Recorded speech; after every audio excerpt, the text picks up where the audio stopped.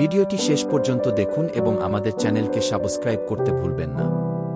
Like, share ও comment করে জানাবেন কেমন লাগলো এই জীবনী।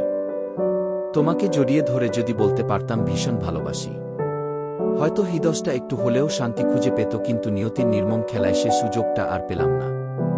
মনের ভেতর এত ভালোবাসা জমে আছে, অথচ বলার মতো সেই মানুষ এখন আর পাশে পাই না। আমাদের জুবিন গর্গ জীবনী নিয়ে কিছু কথা। গল্প। জুবিন গার্গ এক শিল্পীর পথচলা। জন্মেছিলেন ১-৮ নভেম্বর ১৯৭২ সালে টুরা, মেঘালয়ে। শৈশব থেকেই ঘর ছিল সুরে, কারণ মা ছিলেন গায়িকা, বাবা কবি ও গীতিকার।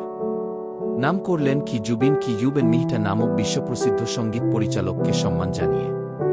ছোটবেলা থেকেই শেখা শুরু হলো বিভিন্ন বাদ্যযন্ত্র, তবলা, হারমোনিয়াম, গিটার সহ আরও অনেক। ১৯৯২ সালেই প্রকাশ পেল তার প্রথম অসমীয়া অ্যালবাম এনেমেকা। স্থানীয়ভাবে সে অ্যালবাম তখন অনেক আলো ছড়িয়েছিল। তার গীতিকার ও স্বরের ভরসা দ্রুত বড় হল। ২০০৬ সালে খিয়া অলেইগি গানটি বলিউডে সুপরিচিতি এনে দিল। সেবার থেকেই তিনি বাংলা, হিন্দি, অসমীয়া ছাড়াও বহু ভাষায় গান করেছেন। গানের সংখ্যাও ছিল অনেক, প্রায় ৩৮,০০০ গানের বেশি। শুধু গায়ক হিসেবে নয়, অভিনেতা ও পরিচালক হিসেবেও কাজ করেছেন। বলিউড ও অসমীয়া চলচ্চিত্রে তার অবদান ছিল অনেক। শিল্পীর জীবনে সুখ ছিল, কিন্তু ব্যথাও ছিল, নয়তো নীরব নয়। ২০০২ সালে বড় দুর্ঘটনা ঘটেছিল। তার বোন জঙ্কি বোথ্যাকার একটি রোড অ্যাক্সিডেন্টে মারা যান। তার স্মরণে তিনি চিচু অ্যালবাম উৎসর্গ করেছিলেন।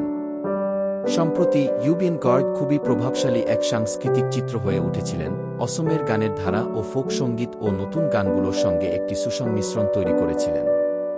তার ক্যারিয়ার শুধু গানের জন্য ছিল না, সংস্কৃতি রক্ষা, যুব সমাজ, সামাজিক কাজেও ছিলেন সক্রিয়। দীর্ঘ এক পথচলার পর ১ সেপ্টেম্বর ২০২৫ সালে অপ্রত্যাশিতভাবে তিনি মারা যান, সিঙ্গাপুরে একটি দুর্ঘটনা।